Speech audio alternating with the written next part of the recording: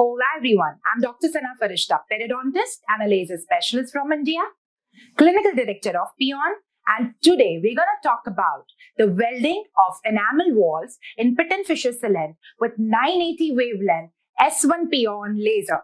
And for this, I welcome Dr. Neha Pankey, Pedodontist and one of the Divas in Laser. Hello everyone, I am Neha Pankey, Pedodontist and Laser Specialist. I am one of the Divas in Laser. Today I am going to demonstrate in vitro procedure of enamel welding of the pit and fissure walls using a S1 PIOON laser of the primary molars. We will use POS to remove the debris of the pit and fissures first. I am using S1 PIOON laser 300 micron non-initiated tip 2 watt continuous in a contact mode for 15 seconds. The lasing should be done by holding the tip perpendicular to the tool in a uniform direction. Only one pass should be done.